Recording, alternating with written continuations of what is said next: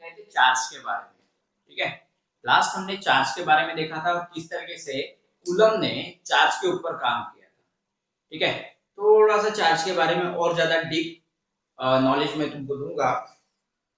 तो क्या होगा यहाँ पे, मान लो जो कूलम नाम का साइंटिस्ट था,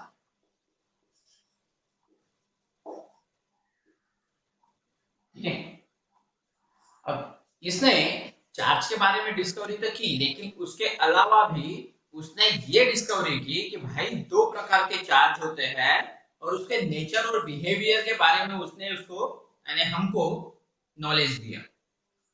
अब चार्ज जो होते हैं, चार्ज को क्यू से डिनोट करता था भाई। ठीक है, उसने बताया कि दो प्रकार के चार्जेस होते हैं, एक पॉजिटिव चार्ज जो कि मैंने कल भी बताया और एक नेगेटिव चार्ज, है ना। पॉजिटिव चार्ज होते हैं और नेगेटिव चार्ज होते हैं। अब ये चार्ज के बिहेवियर कैसे हैं, चार्ज का बिहेवियर कैसे है, तो इसने बताया कि यहाँ पे पॉजिटिव चार्ज और नेगेटिव चार्ज एक दूसरे को अट्रैक्ट करते हैं। ठीक है, यानी पहला इंपॉर्टेंट पॉइंट यहाँ पे ये था, like charges, like charges attract, sorry like बोले तो एक जैसे, लाइक बोले तो एक जैसे, रिपेल टू ईच अदर। आवाज नहीं आ रही, ओके। देखो इधर उधर मोबाइल को करके थोड़ा नेटवर्क इश्यू हो सकता है। क्या सबको आवाज नहीं आ रही?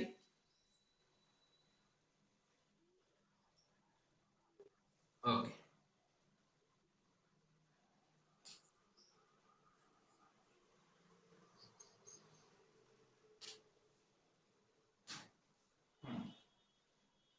क्या होंगे यहाँ पे, जैसे कि मैंने कहा कि like charges repel to each other, और दूसरा unlike charges attract to each other.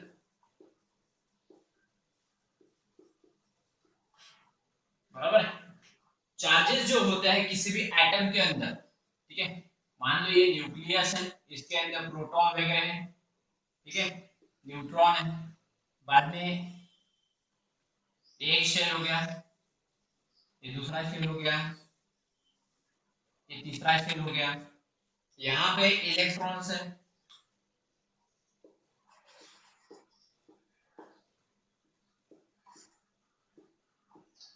इस तरीके से इलेक्ट्रॉन्स है। तो यहाँ पे प्रोटॉन और इलेक्ट्रॉन के बीच में क्या होता है, अट्रैक्शन होता है। क्या होता है? अट्रैक्शन होता है। इलेक्ट्रॉन्स और प्रोटॉन के बीच में अट्रैक्शन होता है। और इमेजिन करो ये क्या है, जनरली एटम अपने को दिखते तो है ही, है ना, नेचर में अपने एटम्स तो है क्योंकि पूरा दुनिया ही एटम से बनी हुई है। ठीक है, अब मुझे एक बात बताओ भाई कि कौन सा ऐसा एटम है जो रिस्पॉन्सिबल है कोई भी ऑब्जेक्ट को बनाने के लिए, कोई भी चीज को बनाने के लिए, या फिर पूरे यूनिवर्स को बनाने के लिए? Most flexible atom.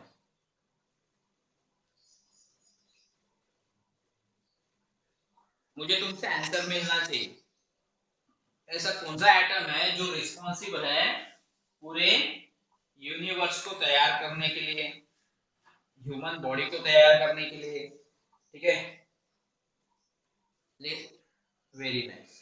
ठीक है, carbon is most flexible atom, most flexible atom. वो किसी भी दूसरे एटम को इजीली अट्रैक्ट कर लेता है या फिर उसके साथ इजीली अट्रैक्ट हो जाता है। तो जब ये एटम्स एक दूसरे को अट्रैक्ट करते हैं ना, तो ये बहुत बड़ी चैन तैयार करते हैं, है ना।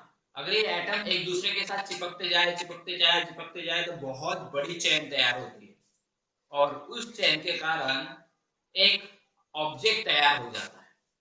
ठीक है, ऐसे ही करते करते करते करते क्या हो गया, पूरा यूनिवर्स तैयार हुआ है। ठीक है, ऐसे कार्बन के जैसे भी और भी फ्लेक्सिबल एटम है, लेकिन most flexible atom is carbon. Okay, तो यहाँ पे जो नेगेटिव चार्ज होते हैं और जो पॉजिटिव चार्ज होते हैं न्यूक्लियस के अंदर, ये एक दूसरे को क्या करते हैं, अट्रैक्ट करके रखते हैं। ठीक है, कभी कभी अगर यहाँ से इलेक्ट्रॉन्स कमजोर पड़ गया तो ये न्यूक्लियस के अंदर चले जाते हैं, यानी यहाँ से अगर निकल गए ये, तो ये सीधा चला जाएगा किसके अंदर, न्यूक्लियस के अंदर। ठीक है, तुमको पता है क्या न्यूट्रॉन कैसे तैयार होते हैं?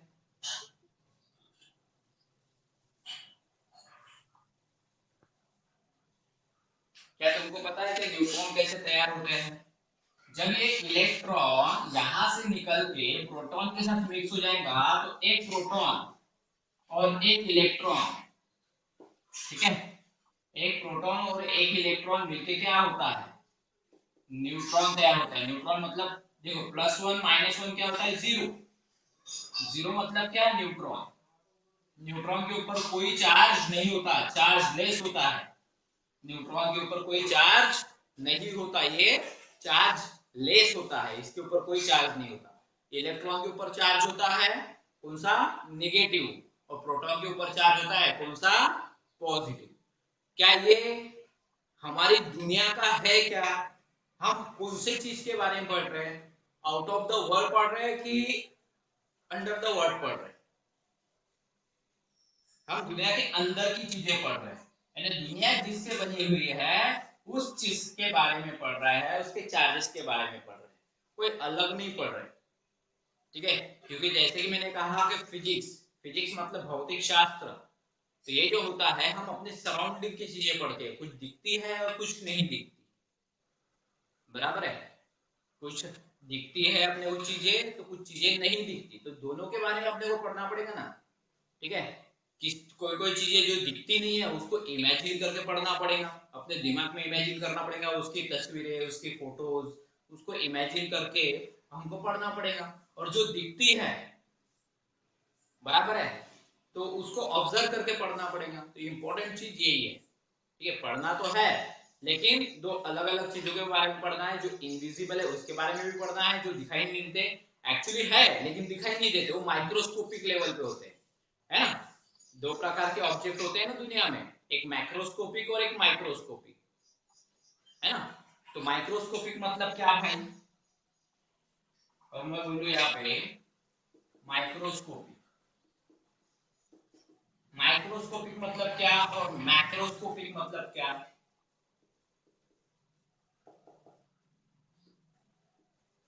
ऐसे दो प्रकार के ऑब्जेक्ट हमारे यूनिवर्स में है, एक जो माइक्रोस्कोपिक है और एक मैक्रोस्कोपिक है। माइक्रोस्कोपिक मतलब जैसे छोटे छोटे पार्टिकल हो गए, नैनो पार्टिकल या माइक्रो पार्टिकल, नैनो से भी छोटे, ठीक है, नहीं माइक्रो से भी छोटे, माइक्रो से भी छोटे होते हैं नैनो पार्टिकल। आयरन में वायरसेस हो गए, बैक्टीरिया हो गया, viruses, bacteria, particles, particles etcetera, ऐसे बहुत सारी चीजें होती है जो माइक्रोस्कोपिक होते हैं। इसका मतलब माइक्रोस्कोप से ही देखे जा सकते हैं। जैसे तुम अगर इसको देखोगे प्लांट के अंदर जो फोटोसिंथेसिस प्रोसेस करने के लिए, ठीक है, सेल्स होते हैं, प्लांट के अंदर जो सेल्स होते हैं वो सेल्स को तुमने देखा हुआ है, अगर तुम्हारे स्कूल में प्रैक्टिकल हुआ होगा तो शायद तुमने देखा हुआ है, माइक्रोस्कोप से देखा जाता है उसको, बराबर है। प्लांट के सेल्स को, खास करके अनियन के सेल्स को जो पर्पल कलर का होता है, तुमने उसके सेल्स को देखे होंगे माइक्रोस्कोप में। सबसे पहले प्रैक्टिकल स्कूल में यही कराया जाता है, भाई अनियन देखो, उसका पील लो और पील के अंदर जो इसके सेल्स होते हैं उसके सेल्स को देखो भाई, टीचर लोग पहले यही दिखाते। तो पर्पल कलर के सेल्स होते हैं उसके अंदर, तो वो सेल्स तुमने देखे होंगे। तो ये माइक्रोस्कोपिक लेवल पे माइक्रोस्कोप से देखना पड़ता है। मैक्रोस्कोपिक में क्या आता है, माइक्रोस्कोपिक में बहुत सारी चीजें आती है, हमारे सराउंडिंग की टेबल आता है, फैन आता है ना, प्लैनेट्स आते हैं,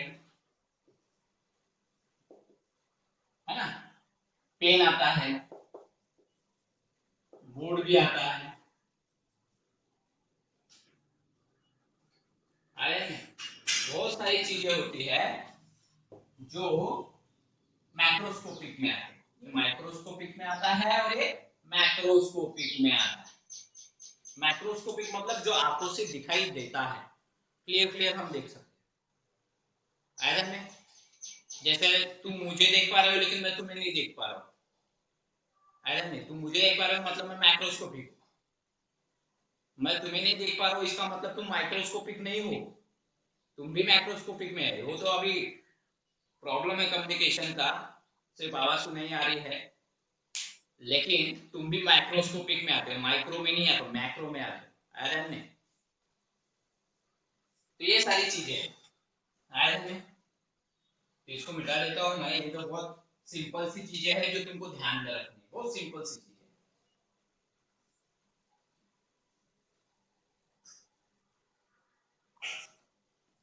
हाँ, तो जैसे कि मैंने बताया कि इस एटम के अंदर तीन चीजें होती है। तीन चीजें कौन सी? प्रोटॉन, न्यूट्रॉन और इलेक्ट्रॉन। ये प्रोटॉन और न्यूट्रॉन का हमेशा आपस में कॉम्बिनेशन होता है। प्रोटॉन और न्यूट्रॉन का हमेशा आपस में कॉम्बिनेशन होता है। ये हमेशा फिक्स होते हैं, ये कभी एक दूसरे से दूर नहीं होते। ठीक है, proton is not right to move, यानी इसको मूव करने का कोई अधिकार नहीं दिया गया है नेचर ने। अधिकार देने का काम कौन करता है? नेचर करता है। ठीक है, तो प्रोटॉन के पास ऐसा कोई मूव करने के लिए अधिकार नहीं है, ये यहाँ पे ही फिक्स रहेगा। Proton is not free to move, right. तो प्रोटॉन जो है वो फ्री नहीं है मूव करने के लिए, but electron have right to free to move, right. यहाँ पे ये जो है ये मूव करने के लिए एकदम फ्री है। इलेक्ट्रॉन्स ये मूव करने के लिए एकदम फ्री है, ये बिंदास मूव कर सकते हैं। अब इसका बिहेवियर भी कैसा है? एक एटम से दूसरे एटम पे भी जा सकते हैं, है ना। ये इलेक्ट्रॉन जो है इसके बाजू में अगर कोई दूसरा एटम होगा चिपक के, ठीक है, किसी ऑब्जेक्ट के अंदर, तो एक जगह से दूसरी जगह इलेक्ट्रॉन मूव कर सकते हैं। एक शेल से निकला दूसरे शेल में गया, वहां से निकला उसके आगे वाले शेल में गया। तो ये इस तरीके से क्या करते हैं? मूव करते हैं, मोशन करते हैं इलेक्ट्रॉन। अब जब इलेक्ट्रॉन मान लो वो मोशन नहीं कर रहा आगे, बराबर है, ये मोशन कब करते हैं? मोशन कब करते हैं? जब दूसरे एटम का प्रोटॉन उसको खींचता है अपनी तरफ, बराबर है। मान लो यहाँ पर कोई दूसरा एटम है,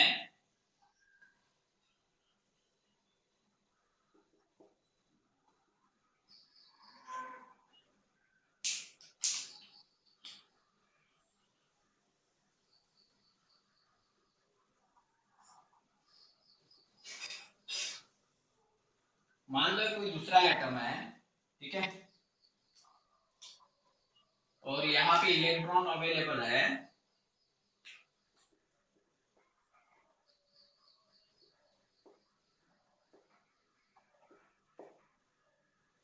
और मान लो यहाँ का इलेक्ट्रॉन खाली है।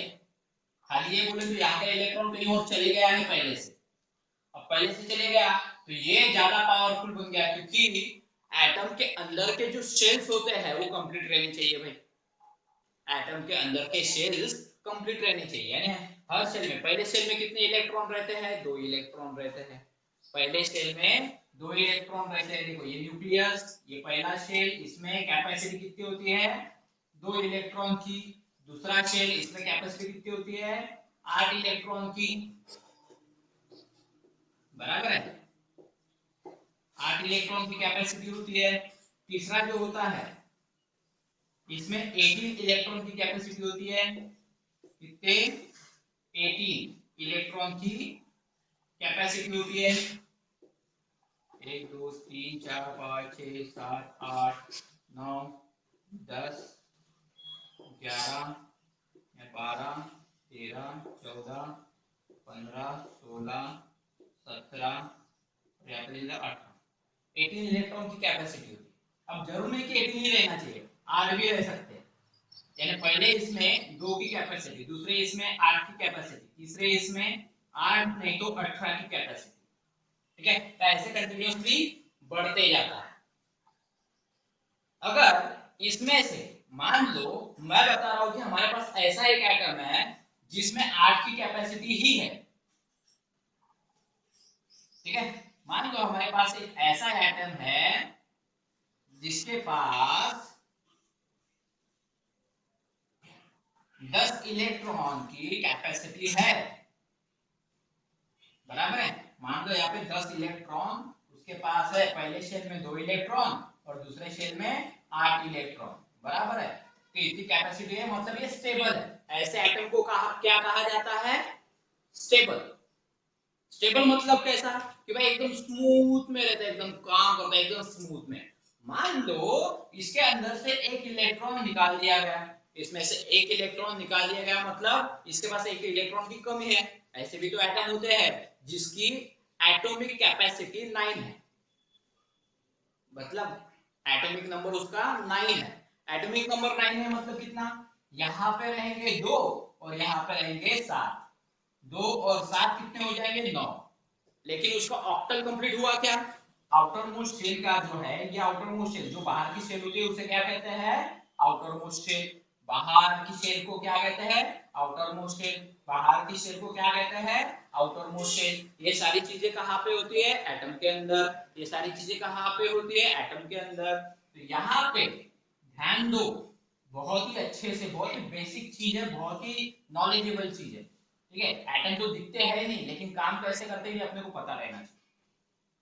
अगर यहाँ पे एक भी इलेक्ट्रॉन इसके आउटर मोस्ट शेल में कम है, ऑक्टल कंप्लीट नहीं है मान लो, ठीक है, तो यहाँ पे होल रहता है। क्या रहता है? होल। ठीक है, ये होल जो है ये इलेक्ट्रॉनिक माइक्रोस्कोप से देखने के बाद पता चलता है कि भाई यहाँ पे इलेक्ट्रॉन की जगह खाली है। अब इलेक्ट्रॉन की जगह खाली है तो ये एटम अनस्टेबल कहा जाता है। इस एटम को कहा जाता है अनस्टेबल। अनस्टेबल एटम मतलब कैसे रहेगा? ऐसे ऐसे वाइब्रेट करते रहेगा, ऐसे वाइब्रेट करते रहेगा, बराबर है। तो वाइब्रेट करना क्यों? कि भाई जब किसी इंसान को भूख लगती है, बहुत जम के भूख लगती है, तो खाने के लिए कुछ ना कुछ तो तड़फड़ करेगा, बराबर है। उसके सामने खाना पड़ा हुआ है, वो कोई टेबल पे क्या बोलते समोसे बना रहा है, कोई चना पोहे बना रहा है, बेचने वाले नहीं क्या, और उसके बीच में एक भूखा बंदा बैठा हुआ है, तो क्या करते हैं? तुमने पिक्चर में देखा होगा, तो क्या करता है? मैंने कुछ कुछ पिक्चर में देखा है कि भाई बच्चे को भूख लगी रहती है तो बच्चा क्या करता? छुपके से जाता, एक दो समोसे उठाता, वहां से भाग जाता, समोसे वाला चोर चोर करके उसके पीछे भागता है, भागते भागते छोटा हीरो बड़ा हो जाता है। ऐसे पिक्चरों में दिखा है, ऐसा रियल लाइफ में नहीं होता, ठीक है। लेकिन काम तो वैसे ही हो रहा है कि भाई ये जो एटम है ये एक इलेक्ट्रॉन के लिए तड़फड़ते रहता, एक इलेक्ट्रॉन चाहिए इसको तभी ये स्टेबल होगा। तो ऐसे एटम को अनस्टेबल एटम कहते हैं, और ये ज्यादा पावरफुल होते हैं। ये स्टेबल एटम से ज्यादा पावरफुल होते हैं, ज्यादा अट्रैक्टिव होते हैं। मान लो ये एटम को मैंने यहाँ पर रख दिया, देखो रख दिया, यहाँ पे एक होल बाकी है, रख दिया, तो कौन ज्यादा पावरफुल रहेगा, ये या ए? ये वाला एटम ज्यादा पावरफुल है, ये ज्यादा पावरफुल है। ये तो स्टेबल था, इसके सारे इलेक्ट्रॉन कंप्लीट थे, और ये अनस्टेबल था क्योंकि इसके पास एक होल है, एक इलेक्ट्रॉन की कमी है, तो ये ज्यादा पावरफुल है। इसके पास प्रोटॉन ज्यादा है, इसके पास प्रोटॉन कम है, मान लो इसके पास प्रोटॉन ज्यादा है, प्रोटॉन ज्यादा है, और इसके पास प्रोटॉन कम है ना, प्रोटॉन कम है, ऐसा मान लो। तो क्या होगा यहाँ पे? प्रोटॉन कम होने की वजह से ये इलेक्ट्रॉन को इजीली छोड़ देगा, क्योंकि प्रोटॉन की इतनी ताकत नहीं पूरी इसकी जैसी, इसकी ताकत बहुत ज्यादा रहेगी और इसकी ताकत कम रहेगी। तो भाई ताकतवर इंसान उसके पास की चीजों को खींच लेगा, तो ये इसने इसको खींच दिया, बराबर है। खींच लिया तो इलेक्ट्रॉन यहाँ से गायब हो जाएगा और यहाँ पे चले जाएगा। तो इस तरीके से इलेक्ट्रॉन मोशन करता है, खुद होके मोशन नहीं करता, उसको मोशन कराने के लिए न्यूक्लियस के अंदर के प्रोटॉन जिम्मेदार होते हैं, बराबर है। इलेक्ट्रॉन एक जगह से दूसरे जगह, मतलब एक एटम से दूसरे एटम में जब जाता है तो इलेक्ट्रॉन खुशी खुशी से नहीं जाता, भाई पिकनिक है चलो, भाई पिकनिक है चलो, ऐसा नहीं जाता। इलेक्ट्रॉन जो मूव करता है उसके पीछे रिस्पॉन्सिबल कौन होता है? उसके पीछे रिस्पॉन्सिबल होता है न्यूक्लियस के अंदर का प्रोटॉन। जहां पे प्रोटॉन ज्यादा वहां पे ज्यादा ताकत, वो ज्यादा अट्रैक्टिव रहेगा, वो ज्यादा अट्रैक्ट करेगा। हमने लिखा है ना कंसेप्ट, क्या कंसेप्ट लिखा है? Unlike charges attract to each other. किसने बताया भाई? कूलम ने बताया। और like charges repel to each other. Like charges मतलब एक जैसे। चलो इस कंसेप्ट को भी समझाते। तो ये कंसेप्ट समझ में आ गया होगा, ठीक है? तो इसको फिर से सुनने के लिए तुम इस वीडियो को देखना जब मैं अपलोड करूंगा, ठीक है? अब यहां पे चलो एक कंसेप्ट बता देता हूं।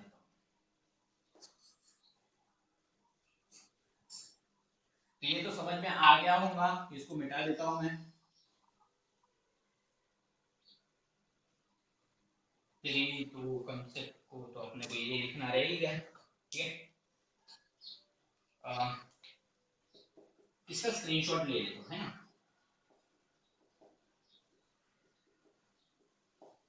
इसका स्क्रीनशॉट ले लेते हो ताकि तुम लिखने में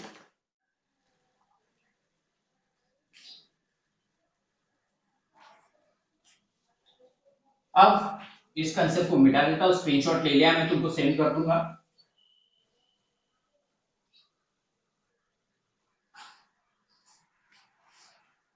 like charges repel to each other. अब लाइक चार्जेस कौन से है भाई?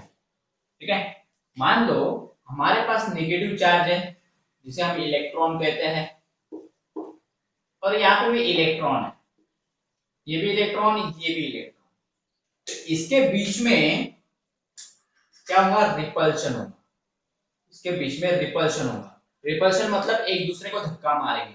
तुमने मैग्नेट के साथ ये खेल खेला हुआ है, मैग्नेट के साथ ऐसा खेल खेला हुआ है।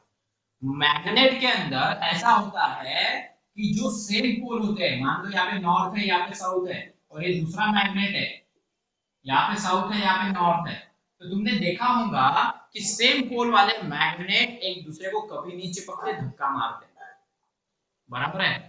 तुमने ये खेल खेला है, या फिर तुमको खेल खेल में पता चला है कि भाई चिपकता क्यों नहीं है, एक दूसरे को धक्का क्यों मारता है? बराबर है? तो उसके पीछे उसके पोल्स होते हैं। उसके पीछे क्या कारण होता है? ये जो पोल है, south pole south pole, north pole north pole, इसके बीच में क्या होता है? रिपल्शन होता है। मतलब ये इधर जाता है, ये इधर जाता है, एक दूसरे को धक्का मारते हैं।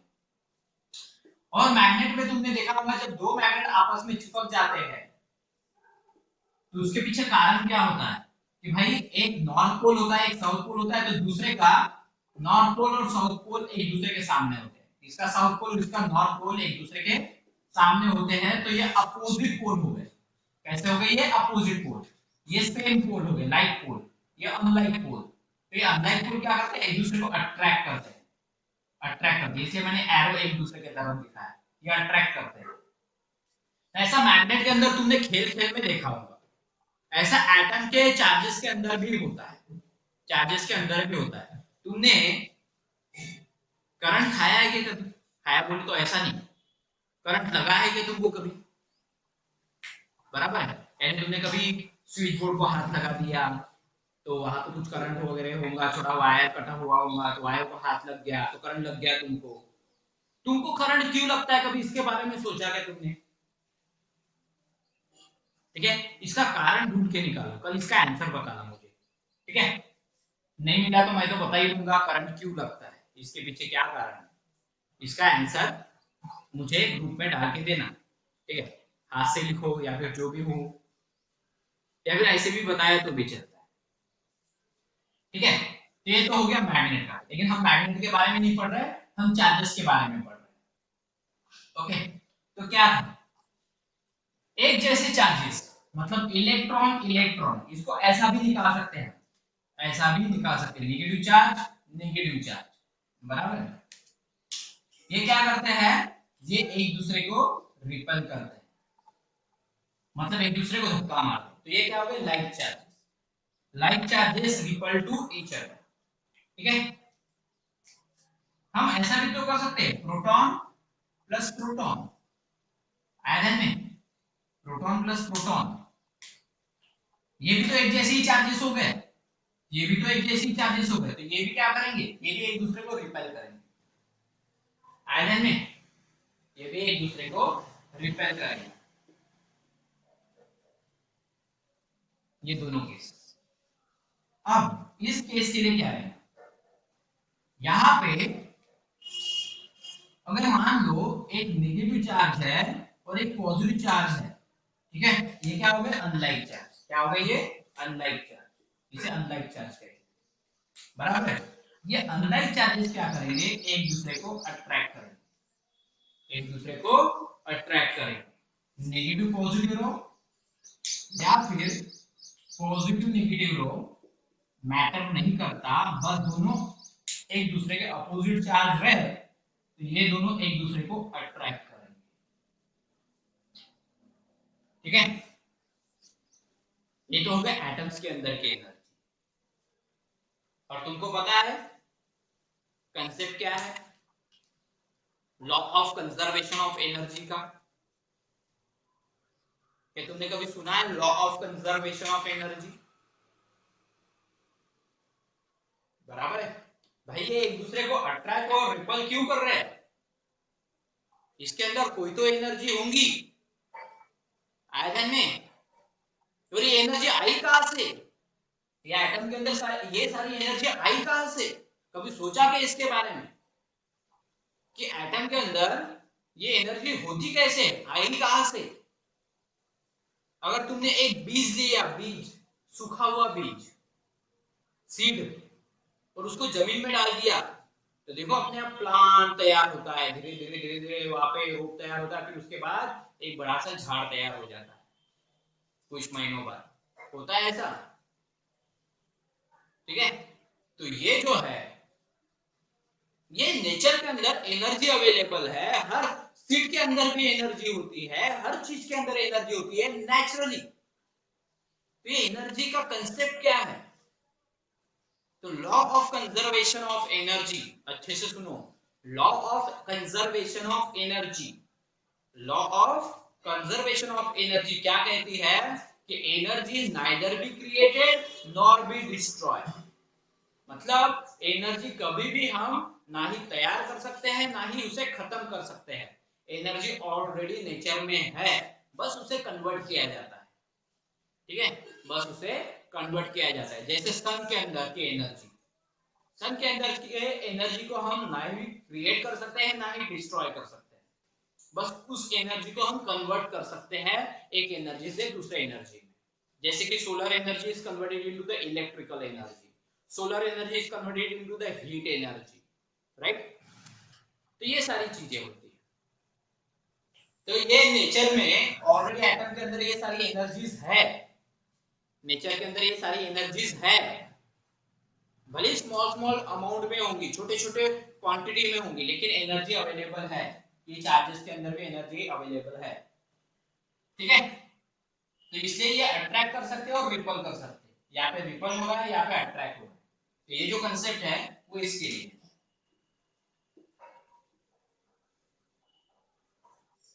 ये बात समझ में आ गई तुम लोगों को, ठीक है। तो मैं चार्जेस के बारे में थोड़ा ज्यादा डीप नॉलेज दे रहा हूं तुमको, ये थोड़ा सा ध्यान में रखो, ओके। इसके आगे बढ़ते हैं।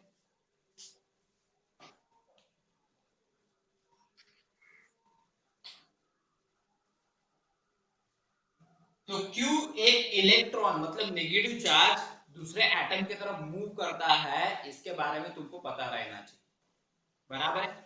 क्योंकि दूसरे एटम का प्रोटॉन ज्यादा ताकतवर होता है, उसके पास प्रोटॉन ज्यादा होता है, इसलिए दूसरे एटम के इलेक्ट्रॉन को खींचता है, बराबर है।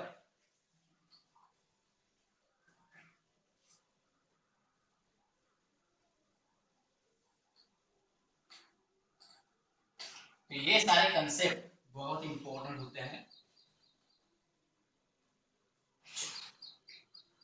अब बात करते हैं कि भाई किसी भी ऑब्जेक्ट के अंदर इलेक्ट्रॉन का मोशन कैसे होता है, ठीक है, किसी भी ऑब्जेक्ट के अंदर इलेक्ट्रॉन का मोशन कैसे होता है, ठीक है। उस कंसेप्ट को समझाने के लिए हमने एक वायर लिया,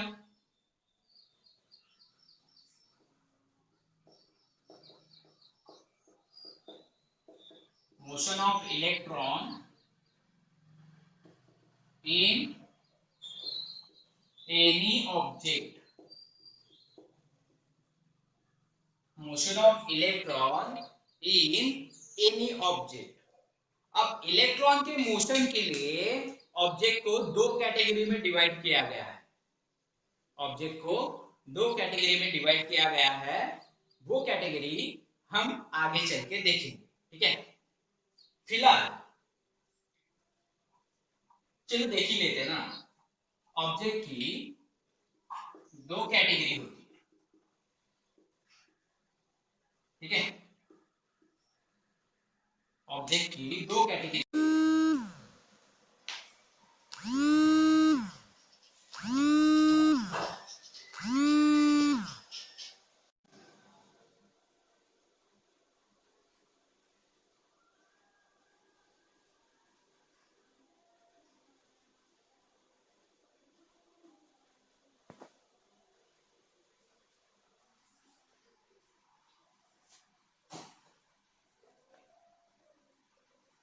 ओके, दिखाई दे रहा है। बीच बीच में थोड़ा सा नेटवर्क इशू होता है। आवाज आ रही है?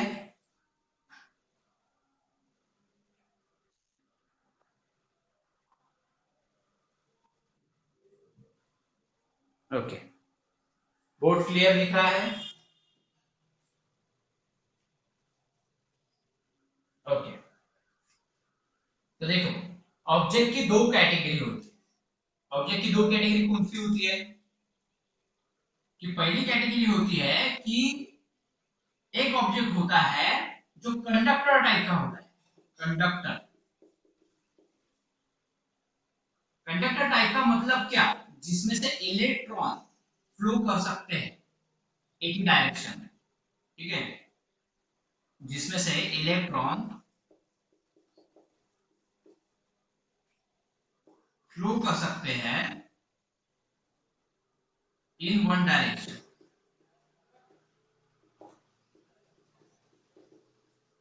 In one direction, okay. और दूसरा होता है इंसुलेटर,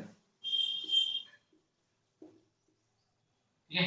दूसरा होता है इंसुलेटर टाइप का ऑब्जेक्ट।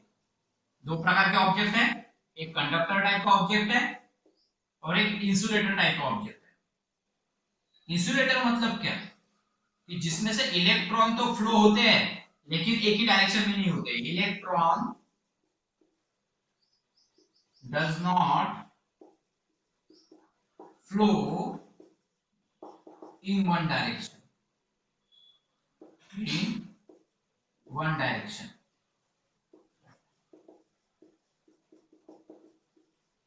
अब एक डायरेक्शन में फ्लो नहीं होते, मतलब कैसे फ्लो होते होंगे? आड़े टेढ़े, रैंडमली, कभी इधर कभी उधर कभी ऐसे आड़े टेढ़े कैसे भी मोशन करते होंगे, ठीक है।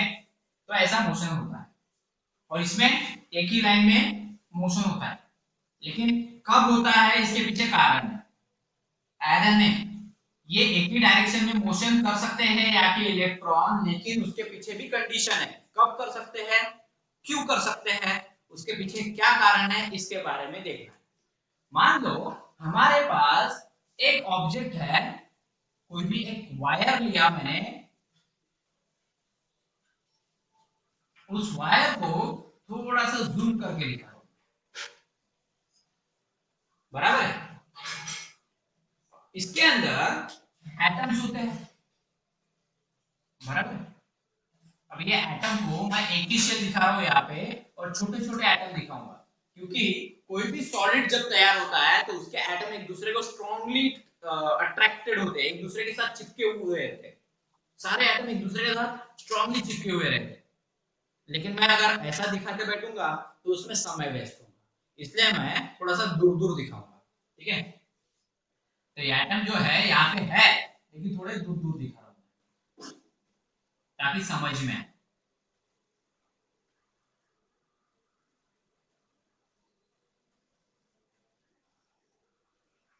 इस तरीके से। और इसके अंदर इलेक्ट्रॉन्स है, तो ज्यादा इलेक्ट्रॉन नहीं दिखाऊंगा मैं, दो दो ही इलेक्ट्रॉन दिखाऊंगा।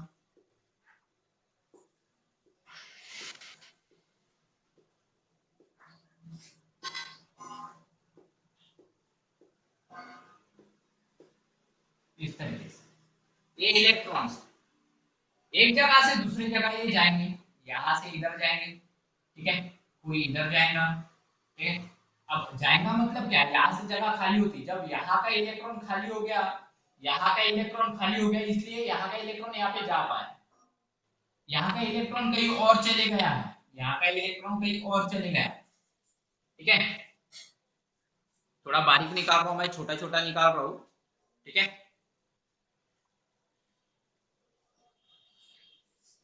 डायग्राम थोड़ी बड़ी निकाल दो, ये ज्यादा छोटी हो गई तुमको दिखाई नहीं देगा, ठीक है। तो मान लो हमारे पास कोई बड़ा सा ऑब्जेक्ट है,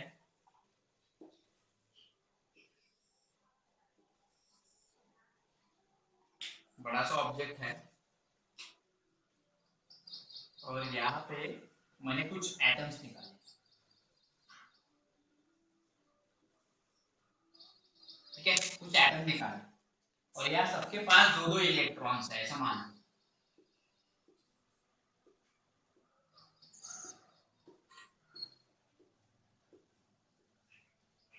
ओके। तो क्या हुआ, यहाँ का इलेक्ट्रॉन यहाँ चले गया, क्यों, क्योंकि यहाँ का इलेक्ट्रॉन पहले ही चले गया था इधर, और ये इलेक्ट्रॉन इधर क्यों आ गया, क्योंकि यहाँ का इलेक्ट्रॉन पहले ही चले गया था इधर। मान लो यहाँ का इलेक्ट्रॉन चले गए इधर पहले, यहाँ का इलेक्ट्रॉन इधर मोशन कर लिया होगा, इधर का इधर कैसे कर लिया होगा, हो सकता है इधर का इलेक्ट्रॉन इधर मोशन कर ले। तो यहाँ पे ये जो मोशन हो रहा है इलेक्ट्रॉन्स का, वो कैसे हो रहा है, रैंडमली, मतलब एक ही डायरेक्शन में नहीं हो रहा, कोई ऊपर जा रहा, कोई नीचे जा रहा, नीचे वाले इलेक्ट्रॉन कभी ऊपर जा रहे हैं, कभी आगे जा रहे हैं, कभी पीछे जा रहे हैं।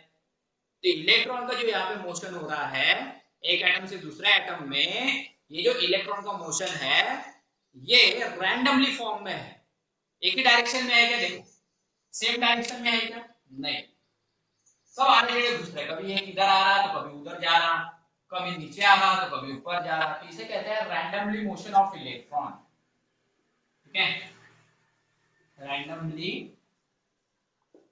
मोशन ऑफ इलेक्ट्रॉन, ठीक है, रैंडमली मोशन ऑफ इलेक्ट्रॉन, ये प्रॉब्लम, ठीक है। ये कंडक्टर रहो या इंसुलेटर रहो, सबके अंदर ऐसा ही होता है स्टार्टिंग,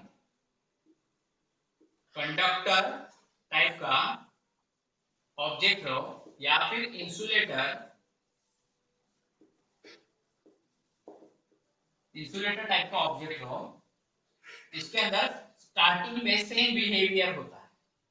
फर्क कब पता चलता है कि भाई ये कंडक्टर है या इंसुलेटर है, वैसे तो अपने को पता है कंडक्टर कौन से होते हैं, जिसमें से करंट फ्लो हो सकता है वो कंडक्टर, और जिसमें से करंट फ्लो नहीं होता, जिसमें से करंट फ्लो नहीं होता वो इंसुलेटर। सिंपल लैंग्वेज में अगर बताना है मुझे, और तुमको भी अगर किसी को समझाना है सिंपल लैंग्वेज में, तो तुमको अगर पूछा व्हाट इज द कंडक्टर, ठीक है, current which is flow from the object, ठीक है, is called as a conductor, मतलब करंट अगर किसी ऑब्जेक्ट के द्वारा फ्लो होता है तो दैट इज द कंडक्टर, और करंट किसी ऑब्जेक्ट के द्वारा फ्लो नहीं होता, ठीक है, that is called the insulator, उसे हम क्या कहेंगे, इंसुलेटर। करंट फ्लो हो रहा है ऑब्जेक्ट से, ऐसे कौन से एग्जांपल दे सकते हैं हम, जैसे कि रॉड हो गया मेटल का, all type of metals are conductor, सभी टाइप के जो मेटल होते हैं वो कंडक्टर होते हैं। किसी भी मेटल को स्विच बोर्ड के अंदर डालो, चालू करो और हाथ लगा के देखो, देखो कैसे झूमता है, ऐसा करना मत, मजाक कर रहा हूँ, ठीक है, नहीं तो पता चला कि प्रैक्टिकल है, प्रैक्टिकल करके देखते, ऐसा नहीं होता, ठीक है, पगले जैसे काम नहीं करना कभी। तो तुमको तो इतना तो नॉलेज होगा कि all type of metal are conductor, सभी टाइप के मेटल कंडक्टर होते हैं। उसके बाद acid, acid is a good conductor of electricity, salt water, salt water is a good conductor of electricity. भाई जिसको नहीं पता salt water are good conductor of electricity, salt water is a good conductor of electricity, जिसको नहीं पता तो उसका practical knowledge three idiot picture में दिया है, ठीक है, थ्री इडियट पिक्चर तुमने देखा, तो थ्री इडियट पिक्चर में स्टार्टिंग में ही जब आमिर खान आता है और हॉस्टल में वो रुकता है तो उस समय वो कंसेप्ट का यूटिलाइज करता है। प्रैक्टिकल नॉलेज देखना, ठीक है ना। ये तो समझ में आ गया क्या कंसेप्ट है। लेकिन मान लो अब मैं थोड़ा सा इसमें चेंजेस करने वाला हूं, थोड़ा सा इसमें चेंजेस करने वाला हूं। क्या चेंजेस करने वाला हूं उसके बारे में देखो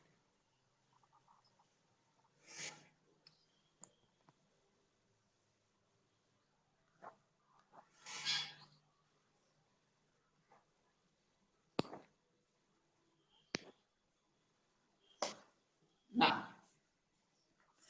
तो यहाँ पे देखो,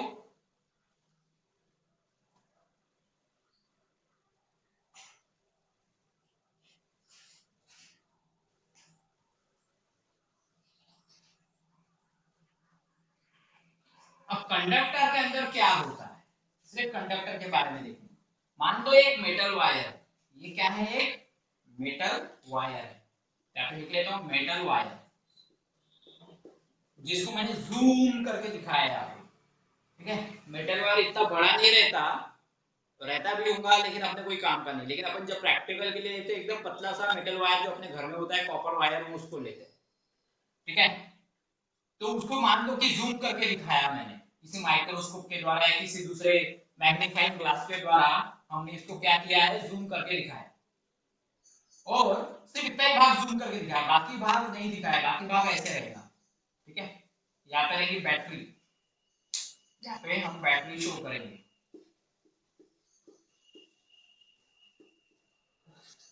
ठीक है। यहाँ पे स्विच शो करेंगे,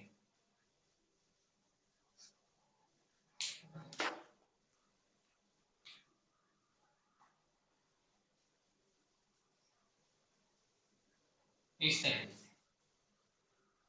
तो ये रहेगा पॉजिटिव और ये रहेगा नेगेटिव। अब सवाल ये तैयार होता है इसके बारे में बताना कि भाई बड़े वाले लाइन को पॉजिटिव हमेशा क्यों देते हैं और छोटे वाली लाइन को नेगेटिव क्यों देते हैं। ये भी तो एक कंसेप्ट है, ये भी इसके बारे में भी पता रहना चाहिए। ये बड़े वाले लाइन को हम पॉजिटिव क्यों देते हैं और ये छोटे वाले लाइन को हम नेगेटिव क्यों देते हैं, इसका कारण पता रहना चाहिए, ठीक है। इसके कारण को हम बाद में देखेंगे, फिलहाल ये कंसेप्ट को समझ लेते हैं, ठीक है। ये बैटरी है और ये स्विच है, स्विच ऑन है इसलिए यहाँ पे गोला दिखाया मैंने। स्विच अगर ऑफ रहता तो यहाँ पे कुछ भी नहीं दिखा था, ब्लैंक रहता। ये जो ब्रैकेट है, ये ब्रैकेट ब्लैंक रहता, मतलब स्विच ऑफ है। और स्विच ऑन है इसका मतलब यहाँ पे ऐसे गोला दिखाना, ठीक है। तो यहाँ पे क्या होगा, करंट फ्लो हो रहा है, बैटरी लगाने के बाद स्विच ऑन है तो यहाँ पे करंट फ्लो होगा, राइट। जब करंट फ्लो होता है तब यहाँ पे इलेक्ट्रॉन का डायरेक्शन, इलेक्ट्रॉन का डायरेक्शन जो होता है वो सेम होता है, सभी इलेक्ट्रॉन का डायरेक्शन एक जैसा होता है, सभी इलेक्ट्रॉन का डायरेक्शन एक जैसा होता है। मान लो जैसे ये इलेक्ट्रॉन इधर चले गया, ये इलेक्ट्रॉन इधर चले गया, ये इलेक्ट्रॉन और आगे जाएगा ऐसा, यहाँ का इलेक्ट्रॉन इधर चले गया, यहाँ का इलेक्ट्रॉन इधर चले गया, हो सकता है यहाँ का इलेक्ट्रॉन ऐसे चले जाए, लेकिन सबका डायरेक्शन सेम है, सबका डायरेक्शन सेम है, फॉरवर्ड डायरेक्शन है, ठीक है। और इस वायर से होते हुए इलेक्ट्रॉन आएंगे, ऐसे आएंगे इलेक्ट्रॉन, ठीक है, और इधर जाएंगे, बराबर है। यहाँ पे थोड़ा सा उल्टा हो गया, एक काम करता हूं,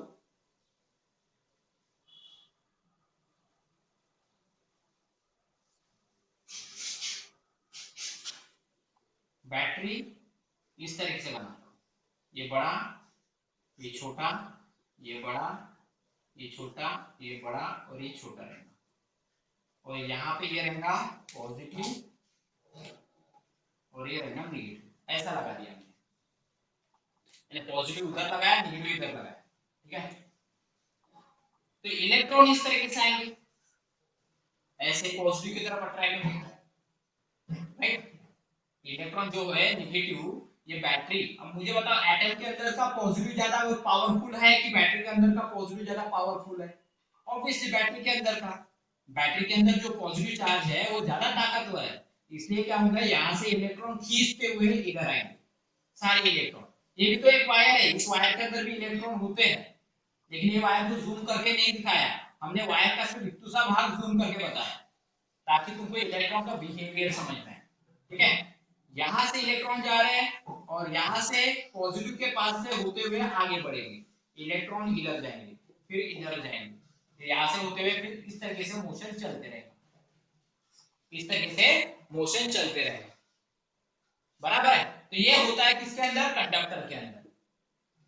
और जिस डायरेक्शन में इलेक्ट्रॉन जा रहा है उसके अपोजिट डायरेक्शन में करंट फ्लो होता है।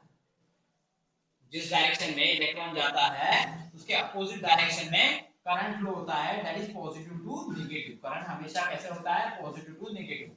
ये करंट के बारे में किसने बताया, एम्पियर ने बताया। फिलहाल हम एम्पियर के बारे में बाद में देखेंगे। ठीक है, सिर्फ कंसेप्ट समझ लें कि किस तरीके से होता है। मान लो यहां पे अगर कोई रबर का वायर होता, ठीक है, रबर के वायर पे तुमने बैटरी भी ज्वाइन कर दिया रहता तो भी कोई फर्क नहीं पड़ता। क्यों, क्योंकि रबर इज अ इंसुलेटर। अब इंसुलेटर के बारे में बताता हूं। ठीक है, अभी इंसुलेटर के बारे में बताता हूं। अभी मैंने कंडक्टर के बारे में बताया, अभी इंसुलेटर के बारे में बताऊंगा। दो टाइप के ऑब्जेक्ट होते हैं, कंडक्टर और इंसुलेटर।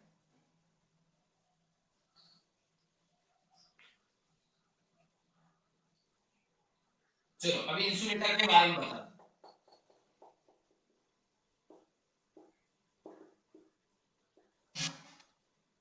ठीक है, क्या होता है इंसुलेटर। इंसुलेटर के एग्जांपल में बता देता हूं। इंसुलेटर के एग्जांपल क्या होते हैं, रबर हो गया, वुड हो गया, ग्लास हो गया, प्लास्टिक हो गया, एक्सेट्रा। कंडक्टर के अंदर क्या होता है, metal, salt water, acid, etcetera. ठीक है, ये क्या होते हैं, कंडक्टर होते हैं और ये इंसुलेटर होते हैं। तो मान लो यहाँ पे हमारे पास ऐसा ही कोई इंसुलेटर है,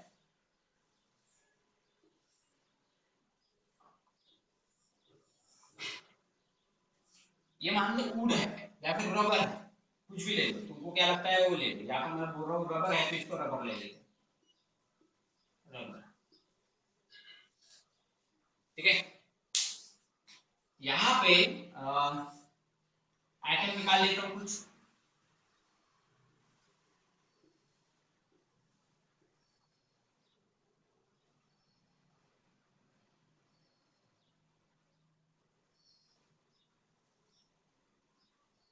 कुछ एटम निकाल लिया, यहाँ पे इलेक्ट्रॉन दे देता हूँ।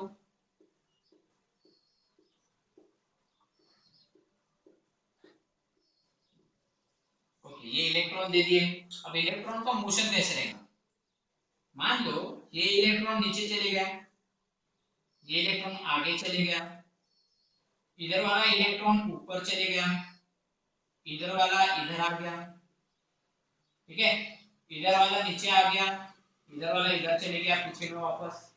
तो इसका जो मोशन दिखाई दे रहा है वो मोशन किस तरीके से दिखाई दे रहा है, रैंडमली। ठीक है, आया में ये वाला इलेक्ट्रॉन इधर भी जा सकता है, बराबर, राइट। तो यहाँ पे इलेक्ट्रॉन का जो मोशन है वो रैंडम भी है। ठीक है, इलेक्ट्रॉन का मोशन जो है वो रैंडम भी है।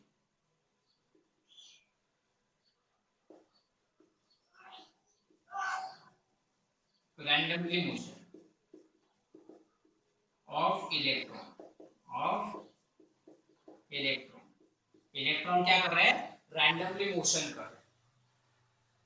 तुम अगर इसको बैटरी भी लगा दोगे ना, ऐसे इसको बैटरी भी लगा दोगे और स्विच ऑन भी कर दोगे तो भी ऐसे ही मोशन रहेगा उसका, इसके मोशन में कोई चेंजेस नहीं आएगा क्योंकि ये इंसुलेटर है।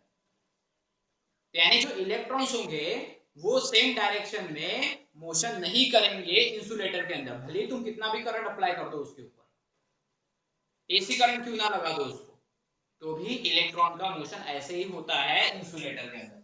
तुम रबर ले लो, वुड ले लो, ग्लास ले लो, प्लास्टिक ले लो, कुछ भी ले लो, तो उसके अंदर इलेक्ट्रॉन का जो रैंडमली मोशन है वो कभी चेंज नहीं होगा, वो ऐसे ही मोशन करते रहेंगे। ठीक है। तो दैट इज कॉल्ड इंसुलेटर। क्यों? क्योंकि उसके अंदर के इलेक्ट्रॉन्स एक ही डायरेक्शन में फ्लो नहीं करते, या फिर ऐसा भी बोल सकते हो कि इसके अंदर से करंट फ्लो नहीं होता है, is called as a insulator. ठीक है, कंसेप्ट समझ में आ गया?